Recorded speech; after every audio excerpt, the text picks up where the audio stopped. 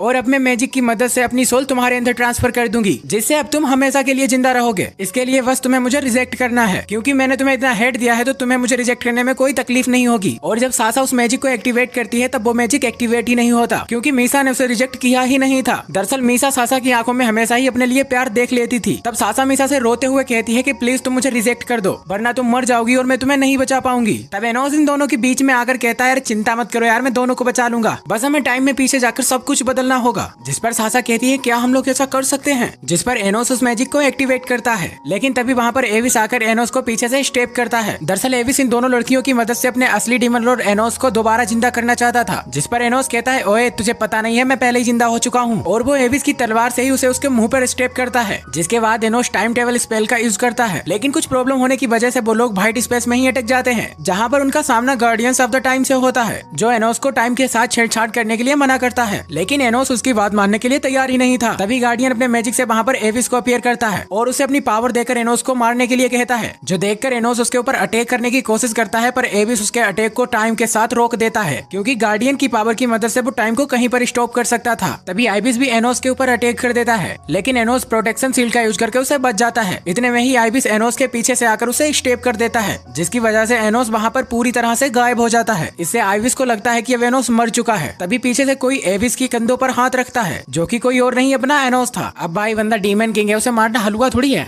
दरअसल एनोस ने अपने रिजरेक्शन मैजिक का यूज करके अपने आप को दोबारा रिजरेक्ट कर लिया था, जो देखकर आइबिस के पसीने छूट जाते हैं। अब वो एनोस को मारने के लिए व्हाइट स्पेस का टाइम स्टॉप कर देता है, जिससे वो दोनों लड़कियां तो फ्रीज हो जाती हैं, पर एनोस का कुछ भी नहीं हुआ था, जो देखकर आइबिस भी सोच में पड़ जाता है कि ये बंदा ऐसा कैसे कर पा रहा है। और अब एनोस और आइबिस के बीच फाइट होने लगती है, और इस सब के बीच एनोस उन दोनों लड़कियों का भी टाइम ब्रेक कर देता है, जिससे वो दोनों लड़कियां उस समय में पहुंच जाती हैं जहां आइबिस ने सासा की सोल को 2 भागों में डिवाइड किया था, और ये दोनों वहां जाकर सेपरेटली उन सोल्स को अलग अलग टच करते हैं, जिसकी वजह से प्रेजेंट बदल जाता है और अब इन लड़कियों ने ट्विंस के रूप में जन्म लिया है। और जन्म लेने की वजह से मीसो भी अब गायब नहीं होगी, जो देखकर आइबिस बहुत गुस्सा हो जाता है, क्योंकि एनोस ने उसकी 2000 साल पुरानी प्लानिंग को मिट्टी में मिला दिया था। जो देखकर एनोस अपनी डीमन किंग की रियल सोर्ड को वहां पर अपीयर करता है, और तब एनोस अपनी सोर्ड की मदद से आइबिस के मुंह पर स्टेप करता है। तब आइबिस अपने आप को हील करने की कोशिश करता है, पर डीमन सोर्ड की वजह से वो अपने आप को हील नहीं कर पाता, जिससे होता यह है कि आइबिस हमेशा हमेशा के लिए वहाँ पर खत्म हो जाता है। जिसके बाद एनोस दोबारा अपने केसल में आता है और अपने रिसरेक्शन मैजिक का यूज करके एविस को दोबारा रिजरेक्ट करता है, जहाँ आइबिस अपना सिर झुकाकर एनोस से माफी मांगता है, और साथ ही एविस ने एनोस को डीमन किंग भी मान लिया था। जिस पर एनोस एविस से बाकी के डीमन लॉर्ड को इन्वेस्टिगेट करने के लिए कहता है, ताकि वो फेक डीमन किंग का पता लगा सके। जिसके बाद सासा और मीसा भी टाइम ट्रेवल के थ्रू वापस आ जाते हैं, जो दोनों ही बहुत खुश दिखाई दे रहे थे। सासा वहाँ पर मीसा से माफी मांगती है, क्योंकि उसने अभी तक उसे बहुत दुख दिया। जिसके बाद एनोस मीसा को रिंग पहनाते हुए उसे हैप्पी बर्थडे भी कहता है, क्योंकि मीसा का एक नया जन्म हुआ था। और ये सब देखकर सासा का चेहरा थोड़ा सा लाल हो जाता है, और सीन यहाँ से शिफ्ट होता है, और अगले सीन की शुरुआत हमें एक फ्लैशबैक को दिखाने से होती है, जहाँ हम एक वाटर स्पिरिट वॉरियर को देखते हैं। वो अपने मैजिक की मदद से पानी के द्वारा एक बहुत ही बड़ा ड्रैगन क्रिएट करती है, जो कि बहुत ही ज्यादा ताकतवर था, जिसके एक अटैक से बहुत ही ज्यादा तबाही होती है। तभी एनोस उस वाटर वॉरियर से लड़ने के लिए जा ही रहा था, जिस पर एनोस का सलाहकार उससे कहता है, मास्टर मुझे भी इस वाटर वॉरियर से लड़ने का एक मौका दीजिए। तब एनोस सीन से कहता है कि अगर तुम इस ड्रैगन को एक ही अटैक से खत्म कर पाए तो मैं तुम्हारी कोई एक इच्छा पूरी करूंगा। जो सुनकर सीन खुश हो जाता है। जिसके बाद सीन अपनी पूरी ताकत को लगाकर उस ड्रैगन को एक ही बार में खत्म कर देता है। तब एनोस सीन से उसकी एक इच्छा के बारे में पूछता है, जिस पर वो कहता है कि मुझे हजारों साल बाद दोबारा जन्म लेना है। जिसके बाद हीरो कैनन की एंट्री होती है, जिसे देखकर एनोस कहता है कि यार क्या करूं इसका, इसे मैं जितनी भी बार मारूं ये वापस आ जाता है। दरअसल हीरो कैनन के पास 7 लाइफ सोर्स थे, जिनका यूज करके वो अपने आप को कभी भी रिजरेक्ट कर सकता था। तब एनोस हीरो कैनन के ऊपर अटैक कर देता है, जिसकी वजह से वहाँ पर बहुत ही बड़ा धमाका होता है। और अब हम प्रेजेंट में आते हैं, जहाँ हम टीचर को देखते हैं, जो एनोस की टीम को टेम्पररी 70 पॉइंट देती हैं, जो बताती हैं एनोस की टीम के द्वारा लाई गई छड़ी अब चोरी हो चुकी है, जिसके कारण हम लोग उसके पॉइंट जांच नहीं पाए। लेकिन इतने कम पॉइंट देखकर सासा भड़क जाती है। वो कहती है छड़ी चोरी होना हमारी प्रॉब्लम नहीं है, यह स्कूल का फॉल्ट है। और रही बात टेम्पररी पॉइंट की, तो आप हमें 100 पॉइंट भी दे सकती थी। और उसी वक्त सभी स्टूडेंट आपस में बात करने लगते हैं। वो कहते हैं ऐसा हो सकता है कि छड़ी एनोस की टीम ने खुद ही चुराई हो, ताकि किसी को पता ही ना लग सके कि वो छड़ी फेक है। तभी वहाँ पर बैठी एक लड़की सासा की साइड लेने के लिए खड़ी हो जाती है, जिसका नाम निशा है, पर हम उसे डोली कहेंगे, जिसे टीचर धमकी देकर बिठा देती है। तभी एनोस शांति से खड़ा होकर एक लड़के के पास जाता है और उसकी बॉडी से वो छड़ी निकालकर मैडम को देता है, और साथ ही उसे कहता है कि मुझे पता था कि ये छड़ी आप ही ने चुराई है, सो नेक्स्ट टाइम चोरी करने से पहले थोड़ा दिमाग लगा लेना। दरअसल टीचर हमेशा एनोस से जलती रहती है, क्योंकि वो एक मिसफिट होने के बावजूद भी इतना काबिल है। और क्लास खत्म होने के बाद डोली एनोस से मिलने के लिए आती है। दरअसल डोली एनोस की फैन है, और एनोस के नाम पर वो एक फैन क्लब भी चला रही है, और उस फैन क्लब में काम करने वाले सभी लोग एनोस के फैन हैं, और साथ ही वो सभी हाइब्रिड भी थे। अगर आपको नहीं पता है कि हाइब्रिड क्या है तो मैं आपको बता दूं। दरअसल इस दुनिया में 2 तरह के लोग एग्जिस्ट करते हैं। एक होते हैं हाइब्रिड, जिनका खून मिलावटी होता है, और दूसरे होते हैं रॉयल फैमिली से प्योर ब्लड, जो कि रेड कलर की ड्रेस पहनते हैं। और एनोस एक हाइब्रिड होने के बावजूद भी अकेडमी में इतना अच्छा परफॉर्मेंस कर रहा था, जो देखकर उसके काफी सारे फैन बन गए थे। जिसके बाद डोली इन सभी को अपने फैन क्लब में इनवाइट करती है। ये लोग वहाँ देखते हैं उस पूरे फैन क्लब में सिर्फ लड़कियां ही काम कर रही थी। डोली सभी लोगों को एक रूम में लेकर आती है, जहाँ एक आधी कटी हुई तलवार रखी हुई थी। वो बताती है कि उसके पिता एक डीमन है और उसकी माता एक स्पिरिट, यानी कि डोली half spirit and half demon है। लेकिन वो कहती है कि आज तक उसने अपने पिता को नहीं देखा, क्योंकि उसके पिता एक रॉयल फैमिली से बिलोंग करते हैं, और डोली उनकी नाजायज औलाद है, और रॉयल फैमिली वाले अपनी नाजायज औलाद को दुनिया के सामने कभी नहीं लाते। जिसके बाद डोली और फैन क्लब की सारी लड़कियां एनोस से उन्हें उसकी टीम में ज्वाइन होने के लिए कहती हैं, जिस पर एनोस कहता है पहले तुम्हें अपने आप को साबित करके दिखाना होगा। जिसके बाद सीन शिफ्ट होता है और हम 2 डीमन लॉर्ड को देखते हैं। वो लोग सभी स्टूडेंट्स को स्वॉर्ड कंपटीशन के लिए ट्रेनिंग देने के लिए आए थे। वो डीमन लॉर्ड वहाँ गड़ी स्वॉर्ड को बच्चों से निकालने के लिए कहता है, लेकिन कोई भी स्टूडेंट उन स्वॉर्ड को हिला भी नहीं पाता। था, लेकिन एनोस उस स्वॉर्ड को एक ही झटके में निकाल लेता है। और साथ ही हम एक न्यू ट्रांसफर स्टूडेंट को देखते हैं जिसका नाम ले था, और ले ने भी जमीन में गड़ी स्वॉर्ड को निकाल लिया था। अब ये दोनों मिलकर उन डीमन लॉर्ड्स को एक ही झटके में बेहोश कर देते हैं। जिसके बाद क्लास में आने के बाद ले एनोस के पास आता है और वो एनोस से कहता है कि मैं तुम्हारी टीम ज्वाइन करना चाहता हूँ। जो सुनकर वहाँ पूरा क्लास हैरान हो जाता है, क्योंकि ले खुद भी बहुत ज्यादा पावरफुल था और वो चाहता तो खुद एक लीडर बन सकता था। लेकिन एनोस उसे मना करते हुए कहता है कि तुम्हें पहले अपने आप को साबित करके दिखाना होगा। लेकिन अभी तक ले के पास अपनी कोई टीम नहीं थी। तब एनोस डोली और फैन क्लब की सभी लड़कियों को ले के साथ टीम बनाने के लिए कहता है, और एनोस ले से कहता है कि कल होने वाले टीम कंपटीशन में अगर ले ने अच्छा परफॉर्म किया तो वो जरूर उसे अपनी टीम में ज्वाइन कर लेगा। और अब हमें सीधा कंपटीशन का टाइम दिखाया जाता है, जहाँ में पता लगता है कि ले एक बहुत ही अच्छा लड़का है और वो हाइब्रिड और रॉयल्टी में कोई विश्वास नहीं रखता। वो सभी को एक समान ही समझता है। और वहीं दूसरी ओर एनोस के कहने पर मीसा बहुत ही बड़ा कैसल क्रिएट करती है, जो देखकर सासा काफी हैरान थी। वो मीसा से पूछती है कि तुमने अकेले इतने बड़े कैसल को कैसे क्रिएट कर दिया, जिसके बारे में मीसा को खुद कुछ नहीं पता था। जिसके बाद एनोस ले से लड़ने के लिए उसके पास आता है। और वहीं दूसरी ओर डोली और फैन क्लब की सभी लड़कियों ने ऑब्जेक्ट मैनिपुलेशन मैजिक का यूज करके एक बहुत ही बड़ा बोरियर क्रिएट किया था, जिससे सासा को लड़ने में बहुत प्रॉब्लम हो रही थी। और इधर एनोस जो ले से लड़ रहा था वो सासा से जियोग्रेस मैजिक का इस्तेमाल करने के लिए कहता है, लेकिन सासा कहती है कि मैं इतनी ज्यादा पावरफुल नहीं हूँ कि मैं अकेले जियोग्रेस मैजिक को एक्टिवेट कर पाऊँ। लेकिन एनोस फिर भी उसे ट्राई करने के लिए कहता है, जो सुन सासा जियोग्रेस स्पेल को एक्टिवेट करती है। और तभी हम देखते हैं कैसल के बाहर एक बहुत बड़ी तोप अपीयर होती है और वो मीसा के साथ मिलकर उस तोप से बोरियर को शूट भी कर देती है, जिससे उस बोरियर में काफी ज्यादा नुकसान हुआ था। लेकिन सासा को समझ नहीं आता कि वो इतनी ज्यादा पावरफुल कब से बन गई। तो मीसा कहती है कि शायद ऐसा हो सकता है जब हम लोगों ने पास्ट को चेंज किया था तब पास्ट की सोर्सेस और प्रेजेंट की सोर्सेस एक में मिल गई हो। तभी डोली सासा के पीछे से आकर उसके ऊपर अटैक कर देती है, जिससे सासा काफी जख्मी हो चुकी थी। और दूसरी ओर हम देखते हैं लेवी एनोस को काफी तगड़ी टक्कर दे रहा था। माने तो लेवी काफी ज्यादा पावरफुल है। और इधर डोली सासा के ऊपर अपना फाइनल अटैक करने की सोचती है और वो सासा को मारती उससे पहले वहाँ पर मीसा अपेयर होती है। तभी ये दोनों बहनें अपनी फैमिली की फ्यूजन मैजिक टेक्निक का इस्तेमाल करके एक तरफ से आ रहे वॉरियर और दूसरी तरफ से आ रही मीसा को एक बार में ही ढेर कर देते हैं, जो देखकर ये दोनों बहनें बहुत ही खुश थी, क्योंकि इन्होंने पहली बार किसी को टीम अप करके हराया था। और दूसरी ओर हम देखते हैं एनोस और ले के बीच हो रही फाइट भी चारों तरफ काफी ज्यादा तबाही मचा रही थी। जिसके बाद ले एनोस के ऊपर अपना फाइनल अटैक कर देता है, लेकिन एनोस कैसे भी करके उस अटैक को भी डोज कर लेता है। और कुछ ही देर में हम देखते हैं एनोस ने ले को हरा दिया था, जिससे ले को लगता है कि अब वो हार चुका है, इसलिए एनोस उसे अपनी टीम में शामिल नहीं करेगा। लेकिन एनोस फिर भी उसे अपनी टीम में शामिल कर लेता है। जिसके बाद एनोस इन सभी को लेकर अपने घर आ जाता है और वो सभी लोग एनोस के टीम की जीत को सेलिब्रेट कर रहे थे। लेकिन डोली को ये देखकर अच्छा नहीं लग रहा था, क्योंकि उसे लग रहा था सेलिब्रेट तो एनोस की जीत को किया जा रहा है और वो तो एनोस की टीम का हिस्सा भी नहीं है। जिस पर एनोस में कहता है कि तुम बहुत ही ज्यादा पावरफुल हो और तुम्हें सबऑर्डिनेट्स बनने की काबिलियत भी है। साथ ही वो डोली की पावर को उस वाटर वॉरियर की पावर से कंपेयर करता है, जिसका फ्लैशबैक हम लोगों ने कुछ समय पहले देखा था। और इनकी बातों से हमें पता लगता है कि एनोस के माता पिता एनोस को डीमन लॉर्ड बनाना चाहते हैं, क्योंकि अभी तक उसके माता पिता को पता ही नहीं है कि एनोस खुद ही एक डीमन किंग है। जिसके बाद मीसा और सासा एनोस की मोम के साथ उसके बचपन के फोटो देखने लगते हैं, जिस पर उन्हें यकीन ही नहीं हो रहा था कि एनोस सिर्फ अभी 1 महीने का है। तब उसकी मोम बताती है कि एनोस जब उनके पेट में था तब उन्हें काफी ज्यादा कॉम्प्लिकेशंस आई थी, पर भगवान की कृपा से एनोस का जन्म अच्छे से हो गया। और दूसरी ओर हम ले और डोली को बात करते हुए देखते हैं, जहाँ डोली ले को थैंक्स बोलती है क्योंकि उसकी वजह से वो एनोस की टीम में ज्वाइन हो पाई। और सीन यहाँ से शिफ्ट होकर हमें अगले दिन को दिखाया जाता है, जहाँ टीचर उन सभी को बताती है कि आने वाले मैजिक स्वॉर्ड टूर्नामेंट में हमारे क्लास से एनोस और ले को चुना गया है, जिसे लेकर ले तो काफी खुश था। लेकिन एनोस को कुछ ठीक नहीं लग रहा था। वो कहता है आने वाले टूर्नामेंट में रॉयल फैमिली उसको लेकर कुछ ना कुछ बड़ा प्लान कर रही है, क्योंकि वो क्यों ही चाहेंगे कि उसके जैसा हाइब्रिड इस टूर्नामेंट को जीते। तभी वहाँ पर डोली आती है, जो उसे बताती है 7th डीमन एम्पायर के सर यहाँ आए हुए हैं, जो आपसे मिलना चाहते हैं। तभी एनोस बेलहेज से मिलने के लिए जाता है। बेलहेज जब एनोस को देखता है तब उसकी आंखों से आंसू आने लगते हैं और वो अपने घुटनों पर बैठकर एनोस को डीमन किंग एनोस बोलकर पुकारता है। जो सुनकर एनोस पूछता है क्या सच में मैं तुम्हें याद हूँ? जिस पर बेलहेज कहता है नहीं, दरअसल 2000 साल पहले ही मेरी किसी ने मेमोरी मिटा दी है, लेकिन मेरी स्वॉर्ड को आप अब भी अच्छी तरह से याद हो, जिसकी वजह से मैं आपको पहचानने में कामयाब हो पाया। जिस पर एनोस पूछता है क्या तुम्हें याद है 2000 साल पहले क्या हुआ था? बेलहेज बताता है कि आपके खत्म होने के बाद मेरे ऊपर किसी ने अटैक कर दिया और जब मेरी आंखें खुली तब मैं आपके द्वारा बनाया गया बैरियर के पार एक जंगल में था, लेकिन तब तक मेरी मेमोरी किसी ने मिटा दी थी। जिसके बाद तो मुझे डीमन वर्ल्ड में आने के लिए 100 साल लग गए और जब मैं वापस आया तब डीमन किंग का नाम बदल गया था। मुझे नहीं पता कि ऐसा किसने किया। आगे एनोस मैजिक टूर्नामेंट के बारे में उससे पूछता है। वो कहता है क्या तुमने मेरा नाम टूर्नामेंट के लिए सजेस्ट किया? जिस पर बेलहेज उसे मना करते हुए कहता है कि ये रॉयल फैमिली की चाल हो सकती है, क्योंकि वो हाइब्रिड को हराकर नीचा दिखाना चाहते हैं, जिसके लिए उन्होंने जरूर वहाँ ट्रैप सेट किए होंगे। और साथ ही वो एनोस को टूर्नामेंट में पार्टिसिपेट करने के लिए मना भी करता है, क्योंकि अगर ऐसा हुआ तो शायद हो सकता है कि नकली डीमन किंग उसके सामने आ जाए। जिसके बाद एनोस अपने घर आ जाता है। वहाँ वो देखता है कि एनोस के घर पर मीसो पहले से ही आई हुई है। दरअसल मीसा को एनोस के लिए अच्छा खाना बनाना सीखना था, जिसके लिए मीसा को एनोस की मॉम ने ही बुलाया था। खाना खाते वक्त एनोस की मॉम उसे बताती है कि आज उसकी टीचर घर आई थी, जो कह रही थी एनोस मैजिक स्वॉर्ड टूर्नामेंट के लिए सिलेक्ट हो गया है। जो सुनकर एनोस को थोड़ा अजीब लगता है, क्योंकि उसकी टीचर उसे बिल्कुल भी पसंद नहीं करती थी और आज वो टूर्नामेंट की खबर को को लेकर उसके घर तक आ गई और एनोस के टूर्नामेंट में सिलेक्ट होने की वजह से एनोस की मॉम काफी खुश थी। पर एनोस उनसे कहता है कि वो टूर्नामेंट में पार्टिसिपेट नहीं करेगा, जो सुनकर उसकी मॉम थोड़ी सी उदास हो जाती है और उम्मीद भरी आंखों से उसकी ओर देखती हैं, क्योंकि वो चाहती थी कि उनका बेटा इस टूर्नामेंट में पार्टिसिपेट करे। जो देखकर एनोस कहता है फिर मेरे पास लड़ने के लिए कोई शॉट भी तो नहीं है। जो सुनकर उसकी मॉम कहती है उसकी चिंता तुम मत करो। और अगले दिन एनोस मीसा को लेकर एक मॉडल क्रिएशन शॉप में आता है, जो कि मीसा की फेवरेट जगह थी और उस शॉप पर वो लोग अपने जादू से कोई भी मॉडल अपने मन से क्रिएट कर सकते थे। जिसके बाद मीसा उस समय का एक मॉडल क्रिएट करती है, जिस समय एनोस की फैमिली के साथ ये लोग सब बैठकर खाना खा रहे थे। जो देखकर एनोस भी एक मॉडल को बनाने लगता है और उस शॉप की ओनर जब एनोस के बनाए मॉडल को देखती है तब वो बिल्कुल हैरान हो जाती है, क्योंकि एनोस ने पूरे शहर के मॉडल को एक अंगूठी जितनी जगह में क्रिएट किया था। जो देखकर वो शॉप ओनर एनोस के मुंह बोले इनाम पर उस मॉडल को खरीदने के लिए तैयार हो जाती है, पर एनोस उस मॉडल को बेचने के लिए मना कर देता है। जिसके बाद ये दोनों शॉप से बाहर आ जाते हैं। वहाँ एनोस उस मॉडल को एक अंगूठी में बदलकर मीसा को पहनाता है, ताकि मीसा को जब भी उसकी याद आए तब वो उसे देख सके। जो देखकर मीसा तो बहुत खुश हो जाती है। जिसके बाद ये दोनों एक कैफे में जाते हैं। ये लोग वहाँ बैठकर बात कर ही रहे होते हैं, तभी केट के रूप में आइविस वहाँ आता है। दरअसल एनोस ने ही आइविस को बेलहेस और टूर्नामेंट पर नजर रखने के लिए कहा था, जहाँ आइविस एनोस को बताता है कि जो भी टूर्नामेंट को लीड कर रहा है जरूर उसका लिंक सिटी हॉस्पिटल से जुड़ा हुआ है, लेकिन वो है कौन मैंने अभी तक पता नहीं लगा पाया। जो सब बताने के बाद आइविस वहाँ से चला जाता है। तब एनोस और मीसा घूमते हुए सिटी हॉस्पिटल के पास आते हैं। तब एनोस सिटी हॉस्पिटल को अपनी डेमोनिक आई से स्कैन करता है, लेकिन उससे भी उसे कुछ खास पता नहीं लगता। तभी यहाँ पर ले आता है, जो एनोस के पूछने पर बताता है कि उसकी मॉम यहाँ पर एडमिट है। जिस पर एनोस कहता है कि अगर डॉक्टर उन्हें ठीक नहीं कर पा रहे हैं तो क्या मैं उन्हें अपने हीलिंग मैजिक से ठीक कर दूं, जिसके लिए ले उसे मना कर देता है और अंदर जाने लगता है। और इस सब से एनोस को काफी अजीब लगता है। और अगले सीन में ले को हम उसकी माँ के साथ देखते हैं, जो सच में बहुत ही ज्यादा बीमार थी। और सीन यहाँ से शिफ्ट होकर हमें टूर्नामेंट का वक्त दिखाया जाता है और हम देखते हैं वहाँ एनोस से आइविस मिलने के लिए आता है, जो उसे बताता है कि बेलहेस का इस टूर्नामेंट से कोई भी लेना देना नहीं है। और साथ ही वो बताता है कि ले की मॉम को एक स्पिरिट डिजीज नाम की बीमारी है, जिसके बारे में एनोस को भी कुछ खास पता नहीं था। और इनकी बातों से हमें पता लगता है कि एनोस इस टूर्नामेंट में पार्टिसिपेट नहीं करने वाला, क्योंकि आइविस के अनुसार इस टूर्नामेंट में एनोस के लिए काफी ज्यादा ट्रैप सेट किए गए हैं। और इधर हम स्टेडियम में देखते हैं कि पहला मैच एनोस और कर्ट के बीच में था। कर्ट स्वॉर्ड एकेडमी का एक टॉप रैंक स्टूडेंट है। इसका मतलब है कि कर्ट बहुत ही ज्यादा ताकतवर है। दरअसल कर्ट कोई और नहीं, टीचर का भाई ही है। अब कर्ट से लड़ने के लिए एनोस को बाहर बुलाया जाता है, लेकिन एनोस इस टूर्नामेंट में पार्टिसिपेट नहीं करने वाला था, इसलिए वो बाहर आता ही नहीं। जो देखकर वहाँ सभी लोग उसके लिए बुरा भला कहने लगते हैं। मुझे तो पता था ये गंदा खून लड़ने के काबिल ही नहीं है, और वैसे भी हाइब्रिड तो होते ही गंदे हैं। और एनोस की इतनी हो रही बुराई को सुनकर उसकी मॉम खड़ी हो जाती है और चिल्लाकर कहती है कि मेरा बेटा एक दिन डीमन लॉर्ड जरूर बनेगा। जो सब कुछ एनोस भी सुन लेता है। तभी भागते हुए एनोस के पिता उसके लिए एक स्वॉर्ड लेकर आते हैं, जो कि उन्होंने अपने हाथों से बनाई थी, जिसे बनाते हुए उन्हें काफी चोट भी लग चुकी थी। जो सिर्फ देखकर एनोस थोड़ा इमोशनल हो जाता है, ये जानते हुए भी कि एनोस के लिए यहाँ ट्रैप सेट किए गए हैं। इसके बावजूद भी वो कर्ट से लड़ने के लिए स्टेडियम में कूद जाता है, जिसे देखकर कर्ट कहता है मुझे लगा था तुम भाग चुके होगे। जिस पर एनोस कहता है माफ करना, मैं तुम्हारी उम्मीदों पर खड़ा नहीं उतर पाया। और इधर हम ले को उदास बैठा हुआ देखते हैं। इससे हम समझ सकते हैं कि ले के साथ कुछ तो मैटर हुआ है। और दूसरी ओर टूर्नामेंट स्टार्ट हो जाता है।